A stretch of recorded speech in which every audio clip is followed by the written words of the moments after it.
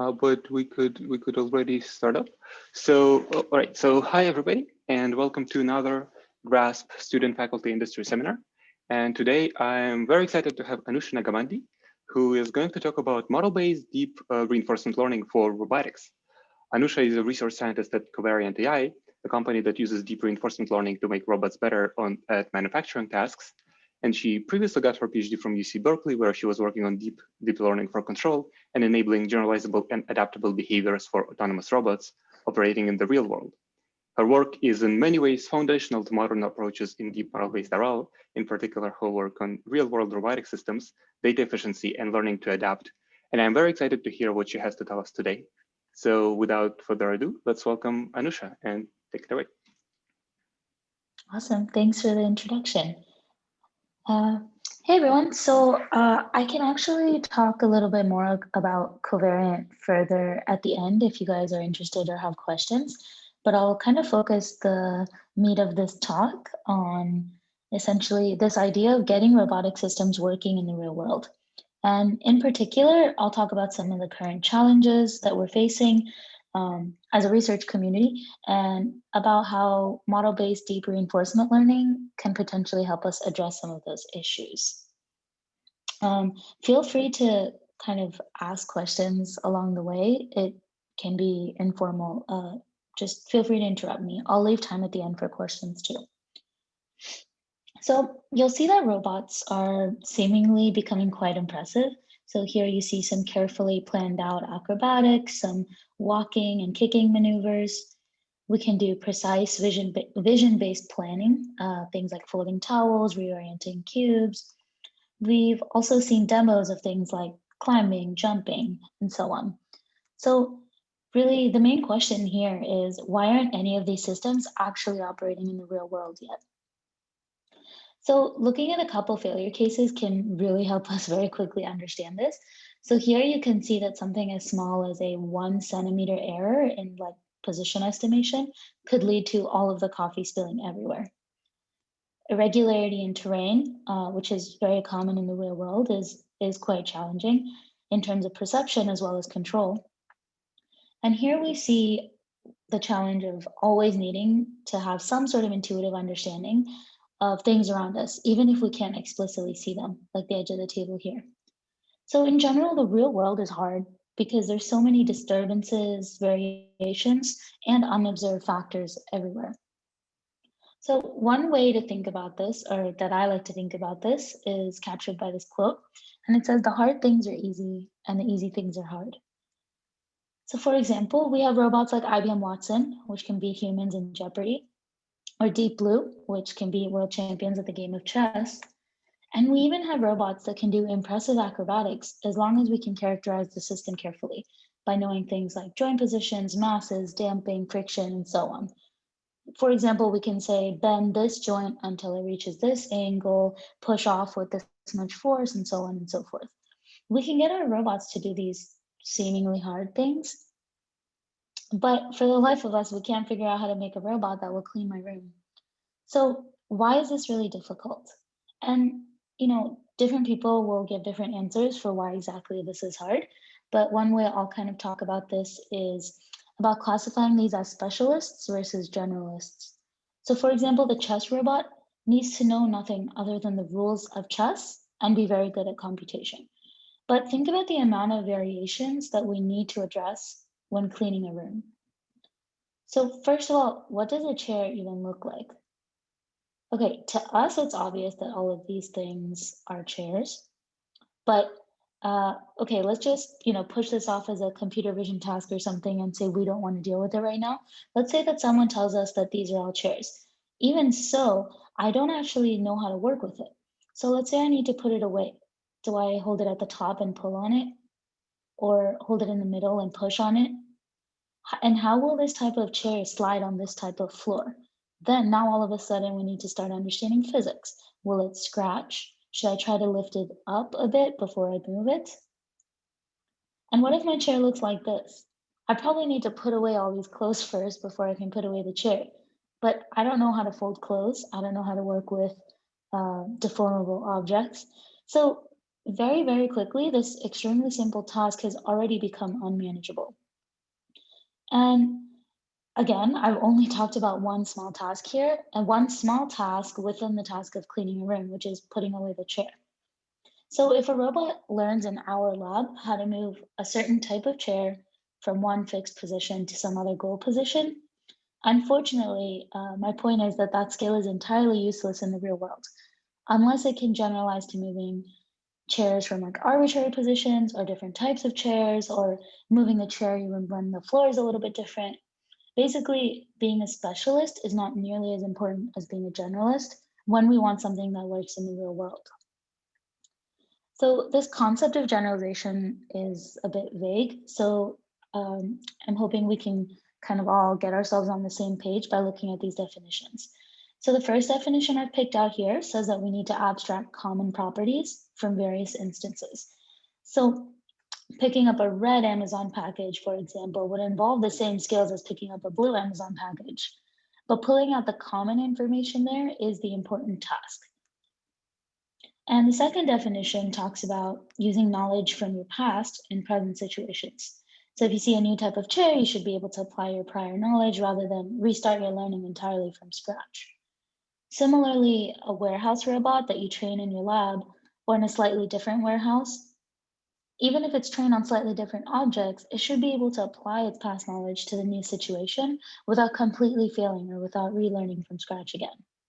And the last definition here talks about human intelligence, and the fact that it can be defined as going beyond the capabilities of a purpose-specific algorithm. In other words, it's all about being able to deal with unexpected circumstances. And this might seem really high level at first, like what do I mean when I say unexpected circumstances? We're not really talking about general AI here. We're really just talking about unexpected can mean something as like concrete as we don't know exactly how much an object weighs. So until we actually start picking it up, we can't have a precise guess as to how much the object weighs.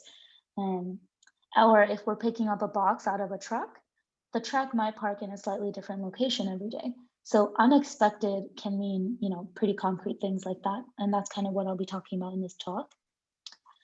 So these three things are what I consider to be the main pieces of the puzzle, and they're pretty much the points I'll address in this talk. So for the first point about abstracting common properties, you'll see that we're going to learn models that explain the things that they observe. And for the second point, we'll use something called meta-learning to allow the agent to use its prior experiences in order to quickly address new tasks. And for the last point about dealing with unexpected circumstances, I'll present some work on online adaptation and online inference procedures so that these agents can adjust and replan as needed. So the overall flow is going to look something like this, where each segment will build on the previous one and will do more and more difficult things. But I guess more importantly, the x-axis here is focusing on diversity of tasks or the amount of variations we can explicitly handle. Not just do a very hard thing in a specific way, but really, the entire field of deep learning right now is shifting toward addressing diversity. So let's start at the beginning. I'll quickly set up a formulation for model-based RL, and we'll see if it can do anything at all, and then we'll go from there. So the general framework, we can consider a robotic system at some state S, we'll apply some action to it, and it will end up in some other state S prime. After observing a bunch of these types of transitions, we can fit a dynamics model F that looks like this. The model's job is just to predict the result of taking a given action from a given state. And overall, this idea of fitting a model to observe data is definitely not a new idea. But now that the inputs and outputs are very high dimensional, as well as the underlying function that represents the data itself, what really makes or breaks this entire process is the choice of regressor for F, and also how we train that F. So let's look at a concrete example to ground our thoughts here. This is a six-legged robot from the biomimetic millisystems lab at UC Berkeley called the Velociroach. As you might have guessed by the name, it's inspired by a cockroach, and it was created with search and rescue types of applications in mind. So here's a close-up and slowed down video of how this robot moves. you'll see that it displays very dynamic types of movements with legs hitting the ground at more than 10 times per second. So in other words, even if we could somehow measure these contacts, analyzing and planning through them is essentially impossible, especially in real time. So this type of system is a great candidate for data-driven learning. So let's see if we can learn to control the system, or at least model it.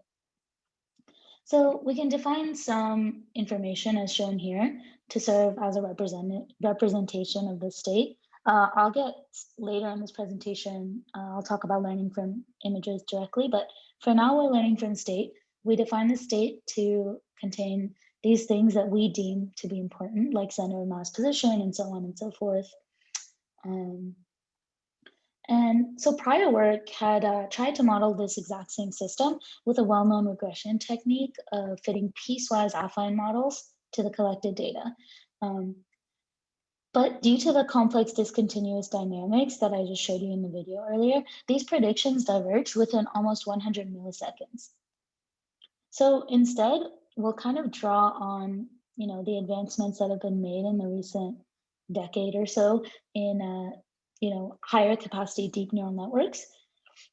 And we'll see basically whether or not we can better capture these complex dynamics. So the overall algorithm for doing this is shown here. It's essentially iteratively training the model on your collected data, using the model to decide what to do, executing that action, collecting more data, and repeating. So the model here, so if you're familiar with a more machine learning background here, so essentially we can think about this as maximizing the likelihood of the observed data under the learned model. And to be more concrete, we choose to parameterize the model as a Gaussian around the mean that's given by the neural network. So then this max likelihood objective just becomes mean squared error between the predicted and true next states. And then we can use deep learning tools like stochastic gradient descent to train the model and optimize this objective. So given a predictive model, we still need to know how to use these predictions for control. So here we can draw from the field of optimal control or trajectory optimization. I believe folks here are familiar with this. And essentially the goal here is to choose actions that minimize some cost. And really the point that I wanna point out here is that since our model is a larger neural network, gradients of these models with respect to their inputs are generally not very well behaved. So in the first few works that I'll be talking about here, we actually use a gradient-free optimization approach. Let's just see how that kind of works at a very high level. So here we can express some cost that says, hey, we just want to go straight. At each step, the agent can query various possible actions and the model will give predictions shown here in blue. Then the agent can use a cost function of wanting to go straight to evaluate all these various options, decide what to do. And then, for example, here the green sequence might be selected and then it'll replan again at the next time step. So the wonderful thing is that a forward pass through a neural network is extremely fast. We can do all of this, faster than necessary to get real-time control. And here, what you're seeing on the right side, those red dots are the best prediction as guessed by the cost function. Great, so what do we see here? This is actually our first example of some level of generalization. In the left column, you see the random data that the models are trained on. And the knowledge from those interactions is then used by the controller to achieve the coherent gates that you see in the right column. So that left turn that you see in that simulated snake environment, or the bottom right figure of the roach doing a sharp zigzag, these are gates that arise naturally from actually understanding some sort of information about the dynamics that you gathered from the random data collection on the left. And coming back again to the real world robot that I mentioned earlier was really hard to even model. Now we're able to precisely control this robot after training on less than 20 minutes of data. Okay, So that was kind of the first step, like, can we do anything with model-based learning? What kind of systems might this be useful for? So on and so forth. Um, and I've kind of left out comparisons here about how model-based compares to model-free, so on and so forth. You can kind of, look that up on your own, or feel free to ask questions as well.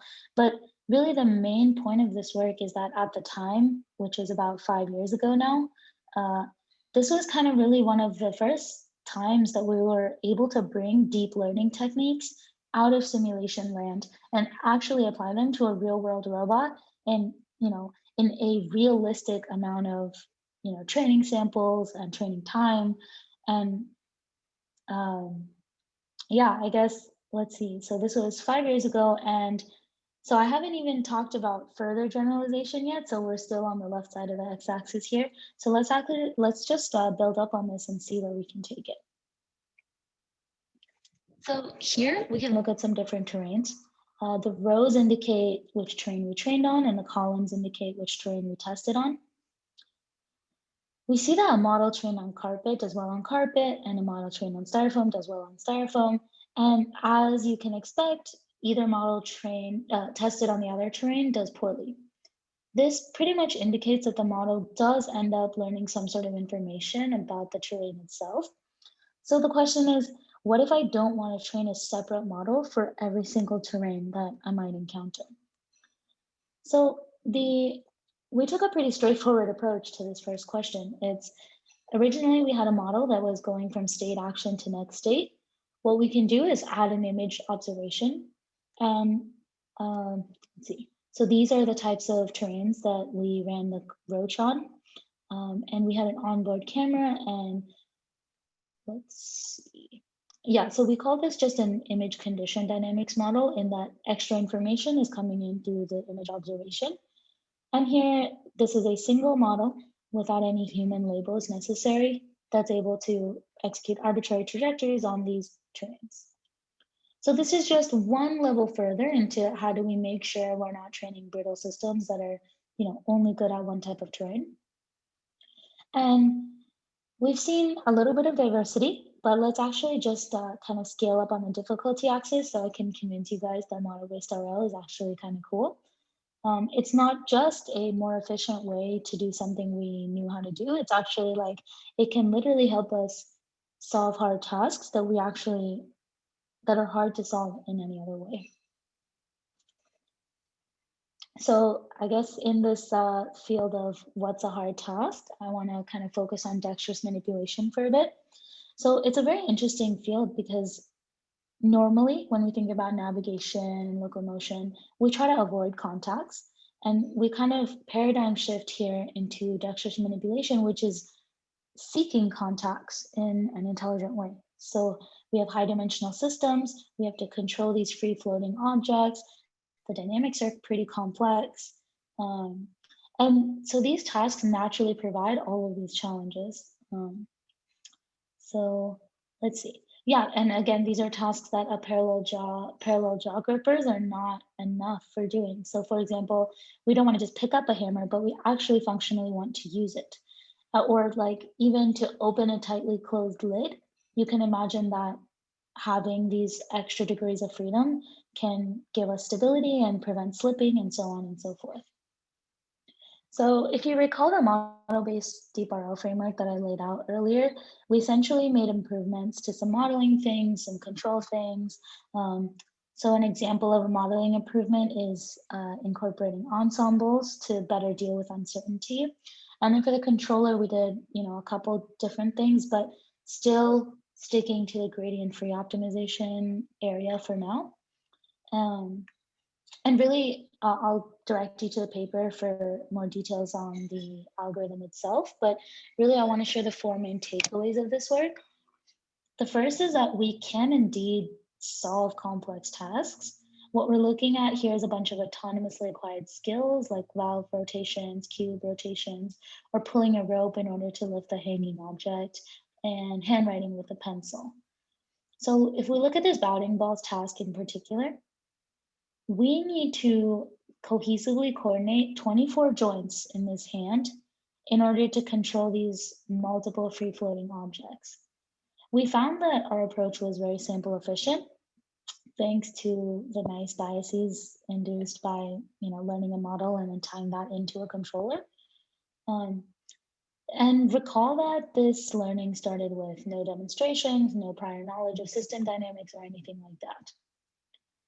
So the next takeaway is that we can imagine model reuse when the tasks are relevant.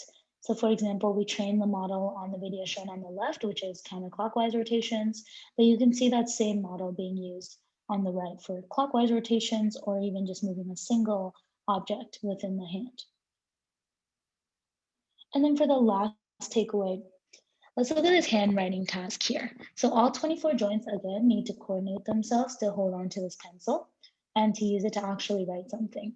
So you can perhaps see a faint green dot at the tip of the pencil. That's just indicating the desired trajectory that we would like the pencil tip to take. And in the plot, you see the blue and the red lines. Those are model-free approaches. They actually succeed when the task is to learn how to write a specific trajectory. But as soon as we change the task to being able to write arbitrary trajectories as opposed to one specific trajectory, these model-free approaches can very quickly get stuck in local minima. So an example of like a qualitative example of a minima is that it just very concretely holds the pencil in the middle of the paper to try to minimize the distance to the goal, regardless of the trajectory, essentially. So I guess the question that we're always interested in is, do any of these takeaways apply in the real world? So we set up this system with this automatic reset mechanism on the left to allow for autonomous training and the object tracker that you see on the right. Again, we're not working directly from images quite yet. So these are all from state. So we have a tracker. And basically this progression of training, you'll see at the beginning on the left, most actions lead to dropping the objects. As you can imagine, with two free floating objects and a hand that doesn't know how to coordinate itself. But after about 4 hours worth of training, we see successful rotations, the video on the right. And essentially, yeah, there you have it, an autonomous hand demonstrating dexterity in the real world. And at this point, I kind of want to shift gears and focus on what I was really motivating at the beginning of the talk, which is all about it's not just enough to do fancy and impressive looking things. It's actually more important in terms of functionality in the real world to do a diverse set of things. So with that in mind, let's kind of talk about online adaptation for a bit. So our current setup is this. There's a model with parameters theta, and the controller uses this model's predictions to decide what to do. Okay, so if something unexpected happens, like skating on black ice while driving, as humans, we can use those observations of, oh no, we're skidding, to actually infer that something's wrong and then change what we're doing as a reaction. So we can kind of apply that same idea. Let's formalize it a bit in this framework. What we really want is we want to update the original model shown in green here into the adapted model shown in blue. And the way we want to do that update is by using recent data and recent observations from the robot itself. And then we want to plan our actions under this updated model instead of planning under the original model.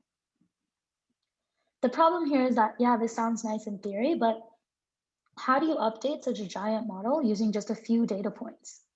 Like, this is not how gradient descent works. Normally, you really need a lot of data, and then in the limit of a lot of data, we can always adapt to a new setting. But really, the question is here, how can we adapt very, very quickly, like within a fraction of a second? So what we can do is essentially write an objective that literally says what I said we wanted to do. So what we were doing before is that we wanted to learn a theta that was good at prediction. So here, like a model f theta should be very good at predicting s prime. Then this loss function says exactly that. But now, let's say I want a theta to be good at adaptation. This is actually a different objective, and we can literally just write it out in math and backpropagate through this whole thing. So here, for example, we want a theta such that when it's updated into theta prime using its recent experiences, that theta prime is good at prediction. So really, if you might have seen like a two-level objective like this. This is like the mammal idea. This is a standard like how do we adapt things idea. This is really bringing it into the model-based RL framework. So just compare the top objective with the bottom one. It's really a different type of thing that we're going for here. One way to think about this is that, the theta star that you get from adapting this looks a little bit like this, where it's very, very easy to go from that theta star to being good at the various tasks at hand. Whereas you can imagine if you trained a model for carpet, in order to get it actually working well on styrofoam, you actually need a lot of styrofoam data in general, or at least a reasonable amount that is not equivalent to a fraction of a second. So this theta star, that is the output of this meta learning procedure that I've outlined on the left. We'll call this theta star for the rest of the presentation. And yeah, let's look at some results. So the top video here is like the standard model-based RL approach. It is replanning at every single time step, but the problem is that it's replanning under a model that no longer holds. Well, I guess I should have started by saying that this environment, each of these squares here has a different damping in the water. And you can see the cheetah in the top video. As soon as the damping changes and it goes from the first to the second block, even though it's replanning, it is planning under the wrong assumptions. Okay. So similarly, here you can see our approach on the bottom. This is what happens when in the middle of a rollout, an unexpected thing happens and one of the legs is crippled. The bottom one essentially realizes it doesn't need that leg to propel itself forward. It rotates it to the back and then continues going. And again, to clarify, this wasn't a specific environment that we trained on at train time. Like this is something that I had never explicitly seen before, but thanks to the ability of using its recent observations to say, oh, something is different than what I expected, like that's enough of a signal for it to adapt itself. And then again, in the real world, on that same roach as before, we did things like taking a leg off of the robot or adding a payload to one of the sides to make it uneven. And really the main idea here is like, there is plenty of work in like, given a new setting, can you do like few trial learning? Like, can you take like 10 rollouts or 100 rollouts and actually adapt yourself to the new setting? Really the main point of this work is fast adaptation. So online adaptation within a fraction of a second. As you can imagine, if you're walking outside and it's windy, you don't get to say like, oh, let me try 10 times to walk in the wind and then I'll be able to do it. You should be able to adapt right away based on your recent observations of, oh, it feels windy, right? Okay, so let's see.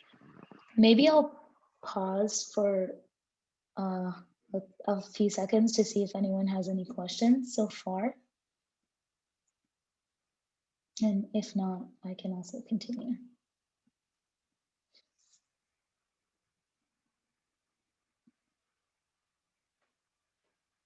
Okay, cool. I'll continue for now. There's kind of like two main sections remaining that I wanted to highlight. So the previous section might have made it feel like online adaptation is just like working and there's nothing left to do and like it's fine, everything's fine. But let's actually kind of see what that framework is not good at and see if we can address that. So what we were doing before looks a little bit like this. We always adapt from the pre-trained theta star. So let me see if I can get my cursor. Okay, so the underlying task distribution might be like this, where the robot might be walking on carpet, gravel, and carpet, but we don't actually know that. So at every single time step, we're always adapting our model weights from the meta-learned theta star into, for example, at this time step, we use the past recent data to adapt our theta star into a new theta, and we use that to plan forward in time. And essentially the pro about this approach is that it mimics the train time procedure. So you never go too far away from your meta-learned theta. The con, as you can imagine, is that the second time of seeing something, like the second time we're on carpet, is no better than the first time we're on carpet if we're always adapting only from theta star. You can imagine the alternative being like, oh, don't reset to theta star, just like keep adapting forward in time. And you can imagine you might get improvement over time, but seeing a task in the middle that's a little bit different could technically make you worse at carpet the second time than you were the first time, because this middle section is a little bit irrelevant to carpet and it could kind of disrupt your learning. So really the goal here, right, is looking at these side by side. The first option says we don't get better over time. The second option says we could potentially get worse over time. And what we really want is somewhere in between, where we can get better at things without forgetting other things.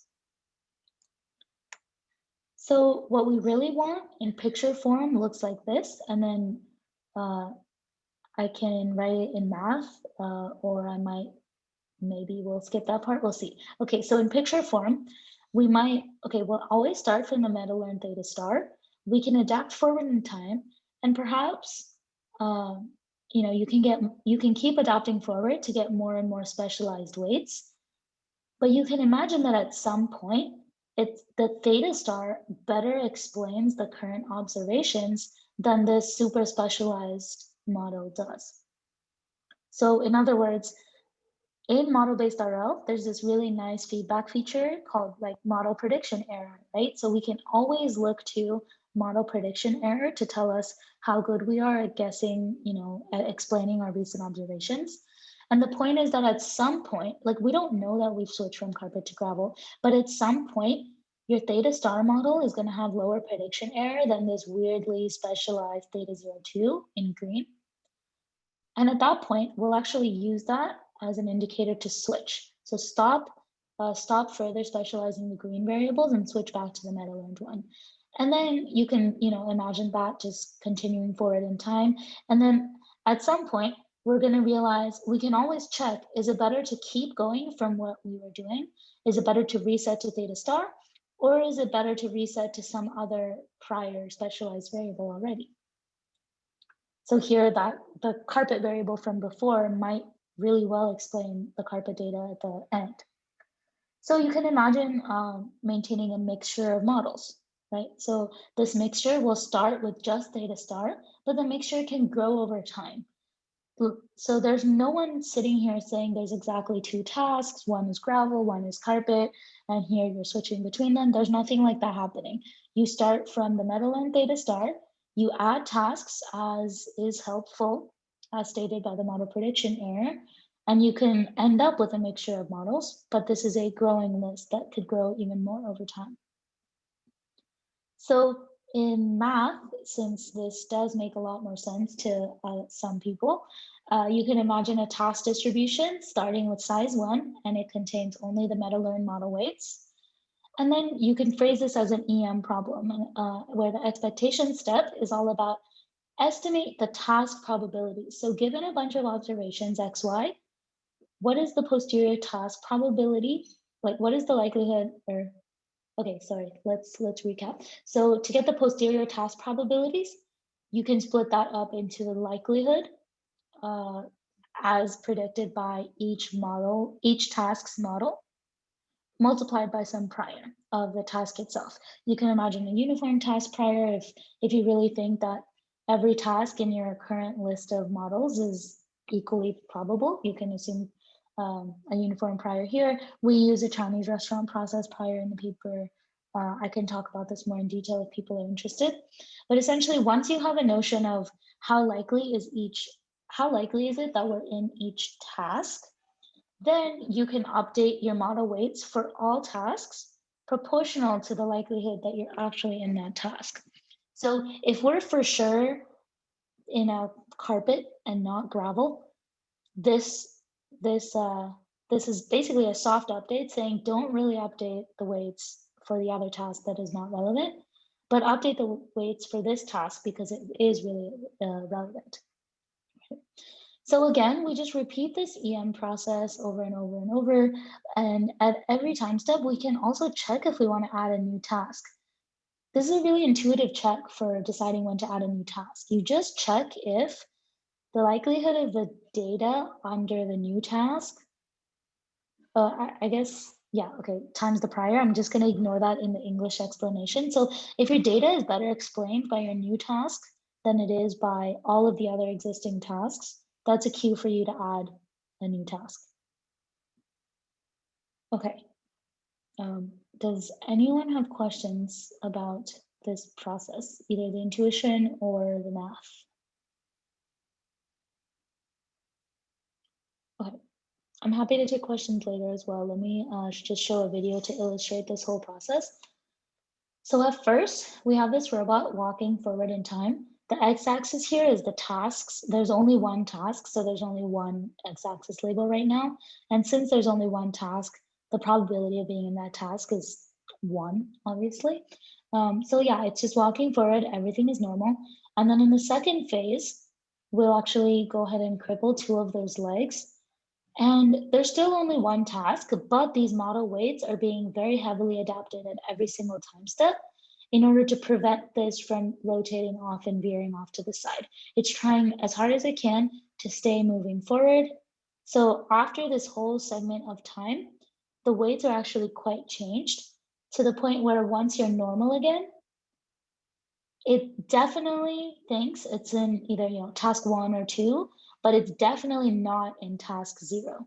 So task 0 weights have adapted so far away from this in the previous phase that now we think, oh, we're definitely not in that task.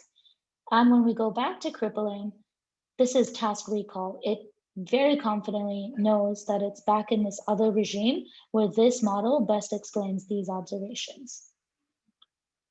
And just following this forward one more step, once you're back to normal again, this normal walking is not hindered at all by the previous phases of being crippled. It's back to walking forward.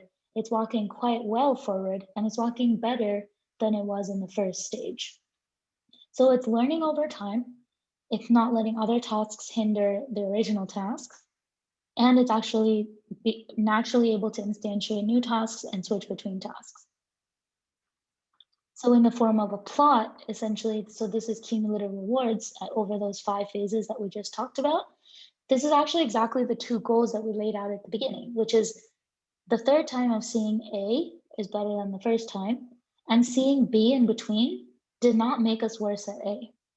So you can compare this to, for example, this red line, this red plot is gradient, gradient steps just forward in time.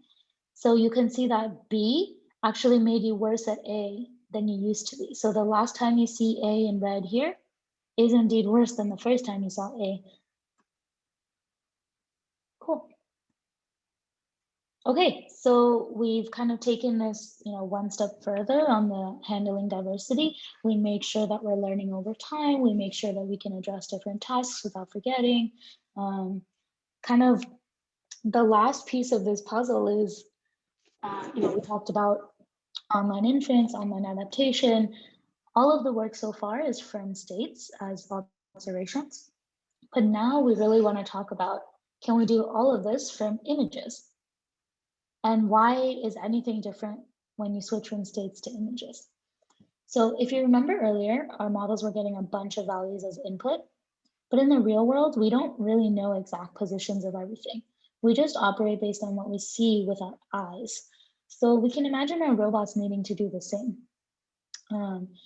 But working with these high dimensional images introduces many, many challenges. So first, okay, they're high dimensional. They're kind of hard to deal with. Like a very simple image that's 64 by 128 and 3 channels is already almost 25,000 dimensions in your input. This fact on its own pretty much precludes like many, many algorithms that you may want to use. So second of all, there's incomplete information. Like for example, something as simple as velocity is not immediately obvious from a single image, right? Where exactly is this peg? Is this arm connected to the peg? Like there's so many questions that are not immediately obvious from a single image alone. And then there's also, of course, unknown task-specific information, like the mass of things or where you're trying to go or what you're trying to do. So the first two challenges of being high dimensional and partially observable, you can draw from, or I guess we draw from the rich field of representation learning.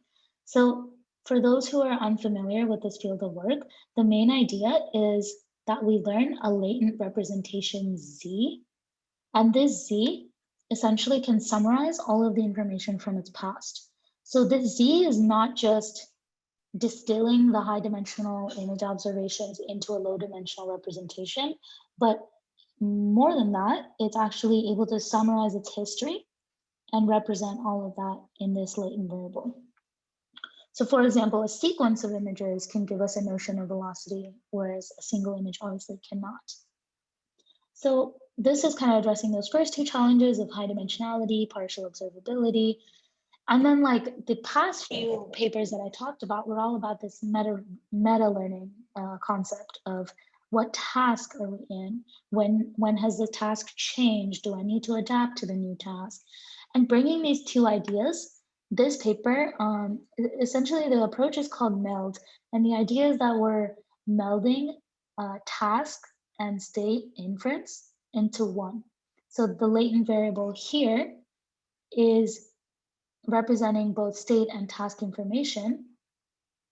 And let's see. Actually, I don't want to dig in too much into the details of this. So let's kind of just skip to the algorithm.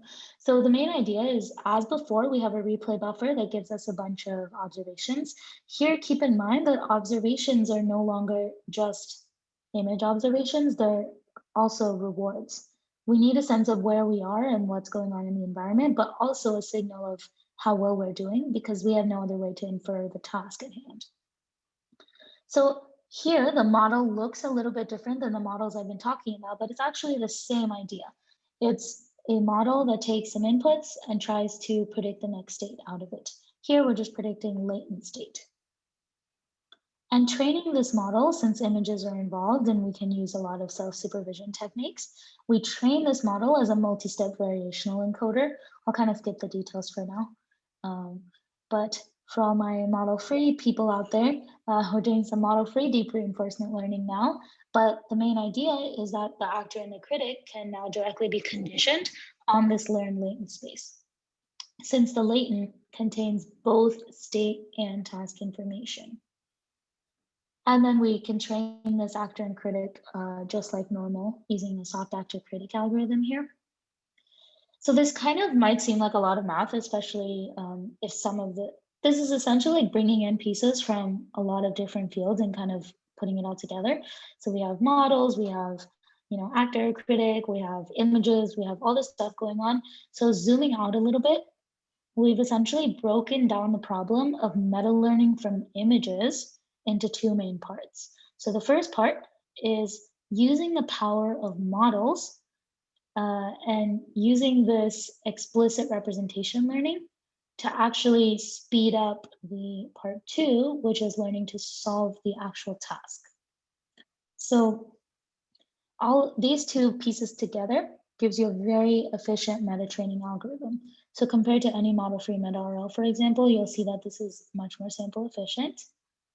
And then two, this learned inference procedure, this model that gives you, predicts your next latent state given your recent observations. This is literally just another way to define adaptation, online adaptation, fast adaptation.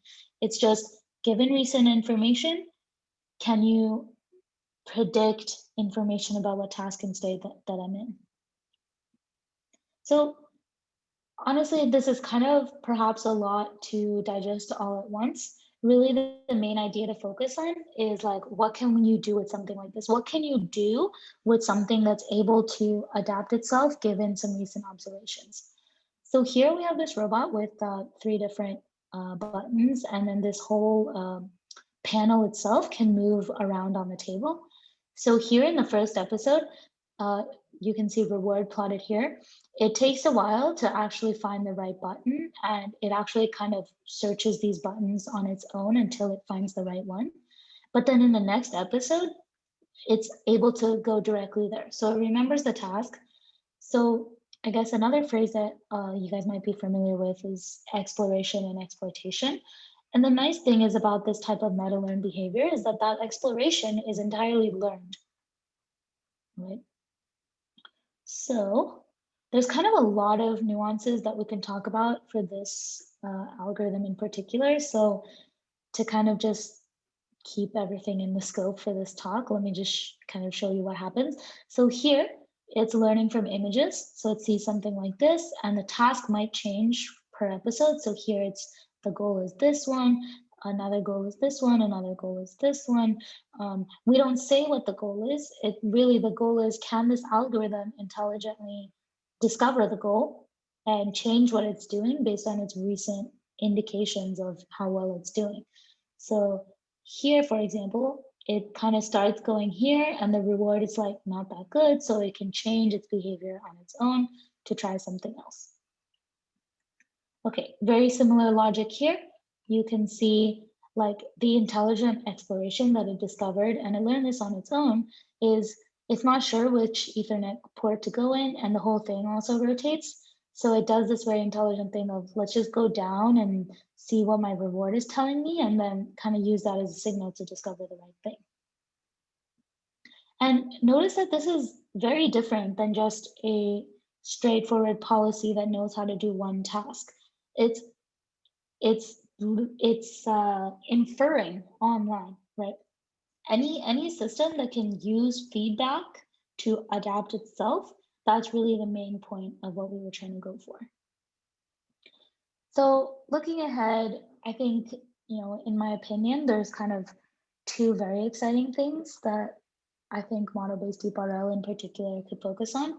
One of them is making sense of additional sensory modalities like touch or sound or other important things that as humans we really use. And then the other thing is, how do we reason over longer horizons? So for example, if you're trying to walk to San Francisco, you're not going to optimize every time step of all of your possible leg motions. You're going to plan at a much higher level, like I should go to my car, and to get to my car, I should stand up and go to my door. So these kinds of like hierarchical planning methods, or just reasoning further into the future in general, I feel that is kind of really the next big thing, in my opinion. Yeah, so I'd like to make sure I point out all of my wonderful collaborators that contributed to this work. I'm happy to take any questions, but I'll kind of end here. I do have a quick slide on what covariant does if anyone's also interested in talking more about that, but really the principles I've shared with you today are very relevant. Although all of the research I presented was from my PhD work, the principles at covariant are very much similar. We don't want to make a specific solution per customer. We're really interested in like general, not general AI in the way that general AI is normally defined, but general intelligence such that, we're not retraining per customer. We're not retraining when the size of the objects changes. We're not retraining all the time. Really, it's intelligently breaking down the problems that we have and kind of addressing them in the most general way possible. A lot of models, yeah. So I can't probably can't talk too much about the details of the research itself at Covariant, but happy to take questions now. And I'll stop there.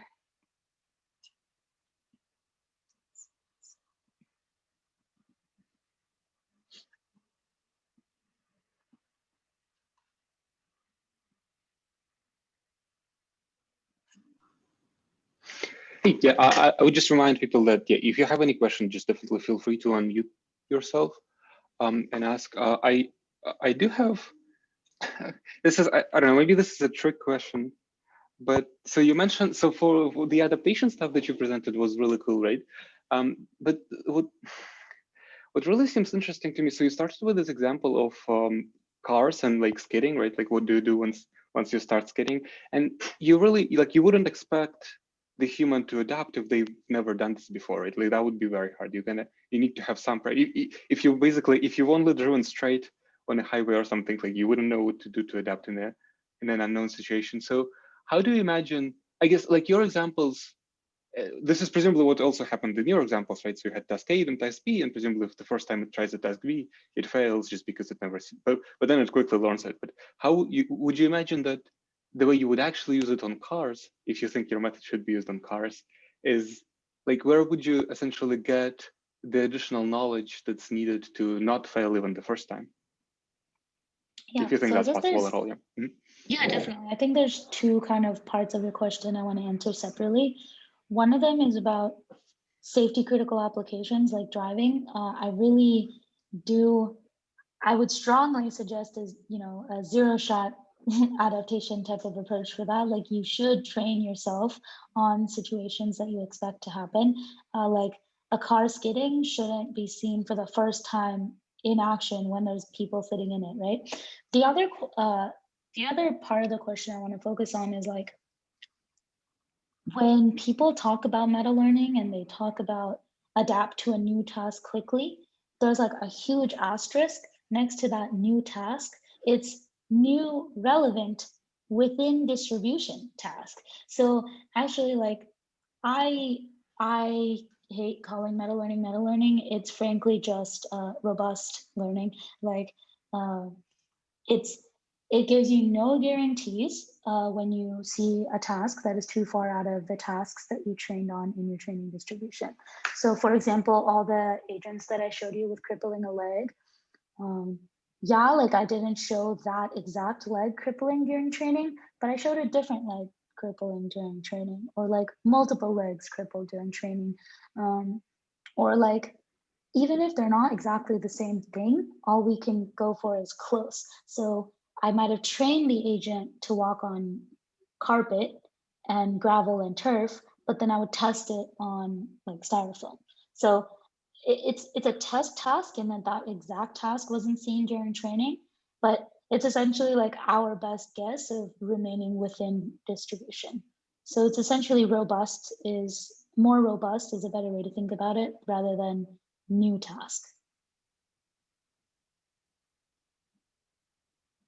Yeah, that makes a lot of sense to me. I guess so. Then your answer is that for a car, you would somehow need to get a large or a giant data set of all kind of possible behaviors that the car might be in, and maybe that's the right answer. We just don't know where to get that data set, or maybe Tesla knows where to get that data set, and they can just do it. Yeah, or I guess a better one more further answer for that is actually the beauty of online adaptation is that you don't need to know exactly why something is happening. Like for example, if I'm walking and I kind of start swaying to the side, it, or if I'm driving and I start like skidding to the side, whether it's due to ice or whether it's due to heavy wind, I might have a similar adaptation mechanism of just like compensating by going the other way a bit. So you can imagine, I'm not suggesting that that's the right way to do autonomous driving, but like the point is the takeaway is like something is different than what I expected.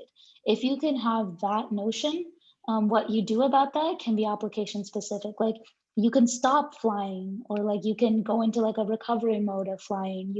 You can do whatever safety mechanism you want to kick in. But if you have no way of recognizing this, if you have no feedback saying like comparing what you expected to happen to what is happening, then it's quite hard to imagine doing anything super intelligent. Um, yeah. Anusha, I have a question about the online adaptation as well. So, would there be any impact on like runtime? Like, if I want to do this real time, it seems like online adaptation per time step could be costly. And also, it seems like in the worst case, I could build up a new, like you said, you could add a new prior every time step. So that also seems like it could become costly because I'm not sure if my device could manage all these constraints. Is that something that you've seen happen in your experiments where it just like naively adds a new prior for every time step? Yeah, so again, I want to kind of give two answers. Like the first one about computation, uh, like, can you do this live? You can actually do this live because most of the approaches that I presented, The adaptation mechanism is either some gradient steps or a forward pass of a model. All of those are extremely fast. They are not inhibiting your online anything. The other thing about, can you accidentally add too many tasks if every potential time step could be seen as a new task? Yes, this is a very possible thing. If you look at the paper, you'll see that the Chinese restaurant process prior has an alpha, and that alpha controls essentially how easy or hard it is to add a new task. And it's important to say that because, you know, if you think about the spectrum of how easy or hard it is to add a new task, you could technically add a new task at every single time step. You can consider every time step to be its own task. You just wouldn't really see improvement because in that case, you're never learning over time. You're just always saying everything is a new task. So we use it, a practical answer is that we use the alpha in the prior to tune how hard it is. And you can very easily see the effect of that by turning it up or down.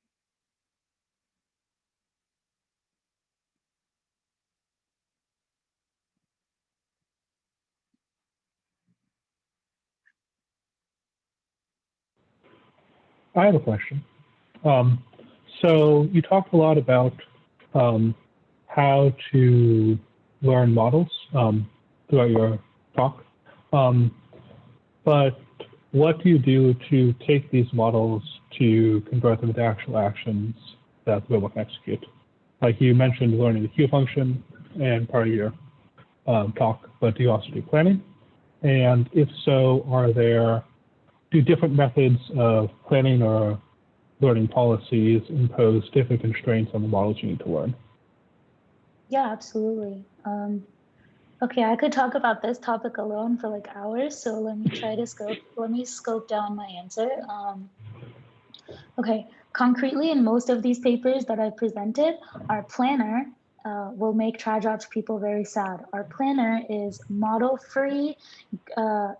gradient-free optimization, essentially shooting, essentially like search for actions, pass them through your model, pick the best one. There is some fanciness in terms of smoothing and like iteratively refining the sampling distributions of your actions and so on. But most of these approaches work quite well for these tasks with shooting-based planners. Now, Oleg also has a new paper, which is very relevant about how to make, gradient-based samplers work better for these types of models.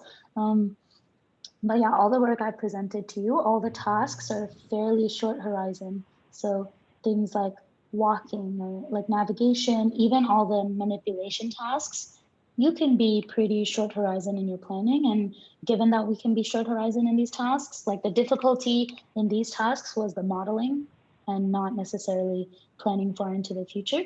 So we got away with our planner. But yeah, we're planning at every time step through the model for all these works. Okay, thank you. Yeah.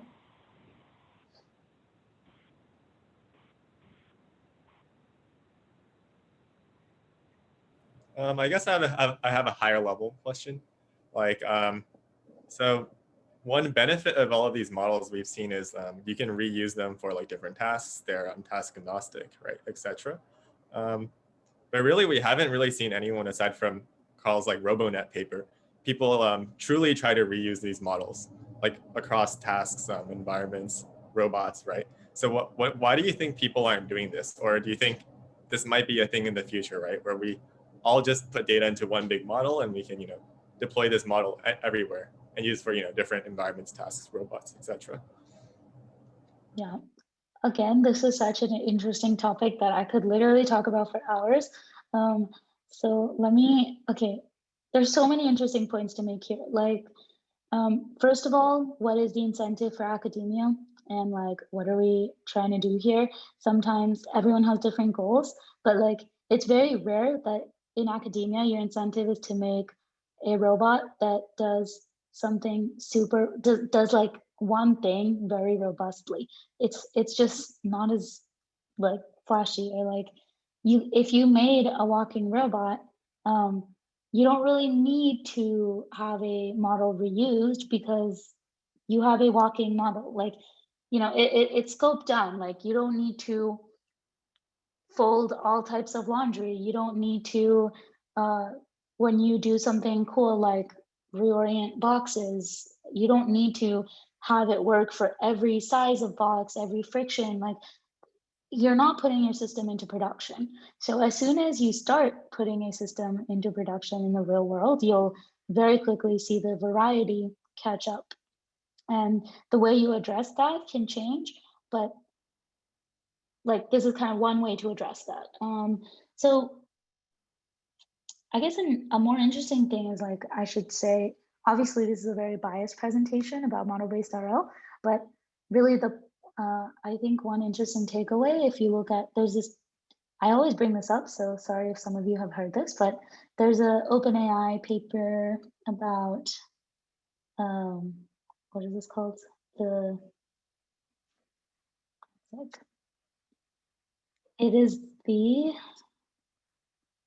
It's the paper where they automatically, there's these cute agents running around and let's see, the hide and seek thing. Okay, yeah, emergent tool use for multi-agent interaction. Close this. Okay, the idea of that paper is that they have these agents and the goal is very simple. There's a red team and a blue team, and one team is hiding and one team is seeking, and that's the reward. Like, stay away from the people who are trying to get you, or get the people that are trying to hide from you. And with that simple reward, they learn that these agents are able to do really cool things. Like, they randomly put like blocks and other things in the environment, and these agents are, in the effort of hiding, for example, they're able to manipulate these objects to block off the entrances to prevent themselves from being found. So the idea here is that it's emergent tool use, like they're learning how to do all these things, and that's emerging naturally from the reward of like just hide or seek. But there's a very interesting negative example presented later in the paper, which is these agents seem really smart, right? Like, it's very intelligent to like manipulate these objects and use them to hide from things. But then they ask the agent a very simple question: how many blocks are present? And like, a random agent is able to figure out that task faster than these agents. What does that mean? That doesn't mean that I think model-free things or policies are stupid. That actually means that some knowledge is in that policy. Like, obviously there's knowledge in that policy that's able to do things like go to a block, get it over, hide itself. It's just that we as humans or engineers don't know how to extract that knowledge and use it for anything else. Like, we don't know, there's a policy there, it knows something about cubes and it's using it to hide, but we literally can't extract knowledge from that policy enough to do a trivial task, which is how many cubes are present, like 2, 3, 4. So if there's any takeaway from my spiel about model-based RL being useful, it's not really about the approach being better, but rather like we know how to reuse things intelligently between tasks. So between walking on carpet and between walking on gravel, like we know that the relationship of S prime, like the effect that an A has on the S prime, that's a mapping that we can explicitly adapt. It's a little bit different between tasks. Imagine a policy mapping a state to an action. The action that you take based on the state is entirely different given the task. It's just a different mapping. It's a different way of storing information. We don't know how to reuse or use that for anything slightly different. Yeah, I hope that made sense.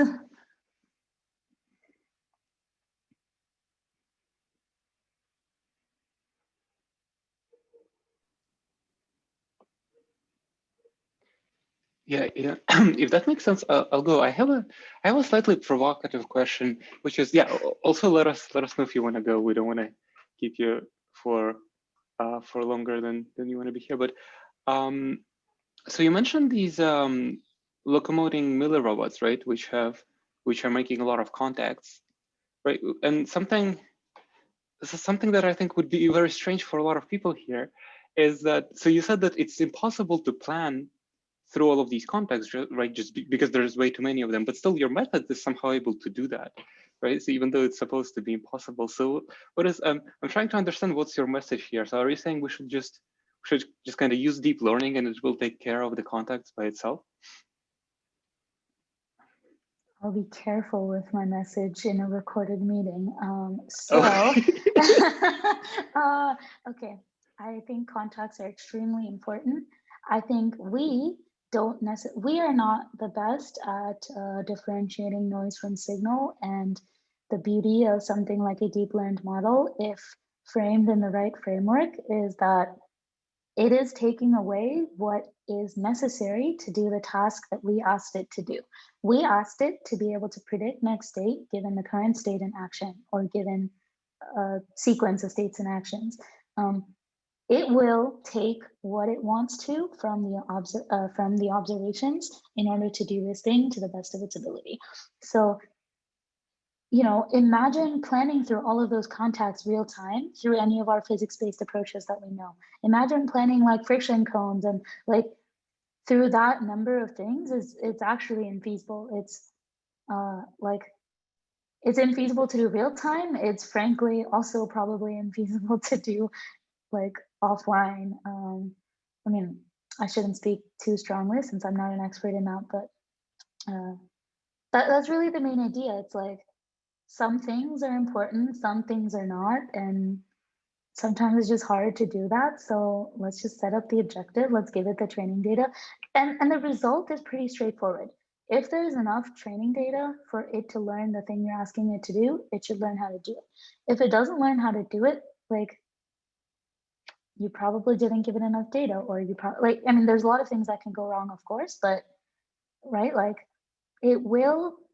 Again, machine learning is all about correlations and not causations, unfortunately, because that's just how the world works. So whatever correlations it can draw from your data, it will draw. As humans, when we're designing algorithms, we kind of focus on the causation aspect, and we think about, you know, physics, this touching this will lead to this, and that can lead to that. This is kind of taking the other approach. So I feel like I could get myself in trouble by saying a lot more, so I'll stop for now. Yeah, that does make sense to me, though.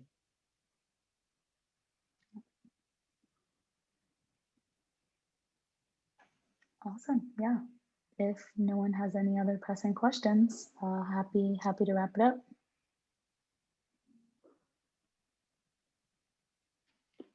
Okay, yeah. So let's end the meeting in that case if nobody has any other questions. Awesome. All right, thanks guys. Thanks for having me. Thanks for the great talk. Thanks. Okay, thanks a lot. And yeah, I guess I'll remind you that next week we'll have, I believe, Benjamin Cooper's. So tune in for that. Okay, thanks. See you, everybody.